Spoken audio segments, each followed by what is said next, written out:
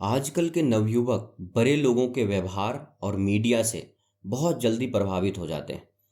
साथियों का दबाव केवल बच्चों और किशोरों पर ही नहीं, बल्कि बड़े लोगों पर भी असर डालता है। स्वाभिमान की कमी की वजह से लोगों में नहीं धन्यवाद कहकर बुरे असर से दूर रहने की हिम्मत नहीं होती और वे नकारात्मक प्रभाव के कब्जे में चले जाते हैं। चलिए इसे एक कहानी से समझते हैं कि ये नकारात्मक प्रभाव क्या है और नकारात्मक सोच वाले लोग कैसे होते हैं। एक चील का अंडा किसी तरह एक जंगली मुर्गी के घोंसले में चला गया और बाकी अंडों के साथ मिल गया। समय आने पर अंडा फूटा। चील का बच्चा अंडे से निकलने के बाद यह सोचता हुआ बड़ा हुआ कि वह मुर्गी का है। वह उन्हीं कामों को करता जिसे मुर्गी करती थी। वह जमीन खोदकर अनाज के दाने चुगता और मुर्गी की तरह ही कुरकुराता। वह कुछ फीट से अधिक उड़ान भी नहीं भरता था, क्योंकि मुर्गी भी ऐसा ही करती थी।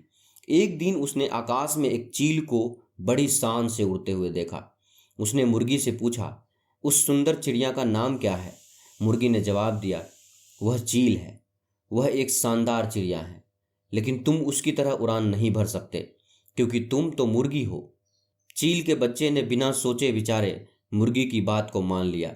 वह मुर्गी की जिंदगी जीता हुआ ही मर गया। सोचने की क्षमता न होने के कारण वह अपनी विरासत को खो बैठा। उसका कितना बड़ा नुकसान हुआ। वह जीतने के लिए पैदा हुआ था, पर वह दिमागी रूप से हार के लिए तैयार किया गया था। अधिकतर लोगों के लिए यही बात सच है।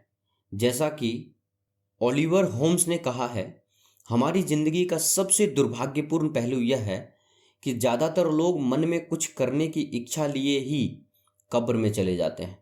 हम अपनी ही दूरदर्शिता की कमी की वजह से बेहतरी हासिल नहीं कर पाते। अगर हम चील की तरह आकाश की बुलंदियों को छूना चाहते हैं, तो हमको चील के तौर तरीकों को सीखना होगा। अगर हम खुद को कामयाब लोगों के साथ जोड़ेंगे, तो हम भी कामयाब हो जाएंगे। अगर हम चिंतकों के साथ जुड़ेंगे, तो चिंतक बन जाएंगे। यदि हम देने वालों के साथ रहेंगे, तो देने वाले बन जाएंगे। और अगर हम नकारात्मक सोच वाले लोगों के साथ रहेंगे, तो वैसे ही बन जाएंगे। जब कोई जिंदगी में कामयाबी हासिल करता है, तो तुच्छ लोग उस पर कीचड़ उछालते हैं और उसकी टांग खींचने की कोशिश करते हैं। हम जब खुद को ऐसे तुच्छ लोगों से उलझने से बचा लेते हैं, तो हम जीत जाते हैं। मार्शल आर्ट में सिखाया जाता है कि जब कोई हम पर हमला करे, तो उसे रोकने के बजाय अपनी जगह से हट जाइए। ऐसा क्यों? ऐसा इसलिए कि रोकने के लिए ऊर्जा की जरूरत होती है। उसका इस्तेमाल और बेहतर कामों के लिए क्यों ना किया जाए?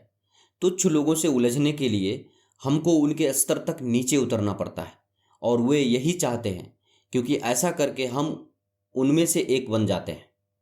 नकारात्मक लोगों को अपने मकसद में कामयाब मत होने दीजिए। खुद को नीचे मत गिराइए। याद रखिए कि किसी आदमी का चरित्र केवल इस बात से नहीं आंका जाता है कि वह कैसी संगति में रहता है, बल्कि इस बात से भी आंका जाता है कि वह किन लोगों की संगत नापसंद करता है।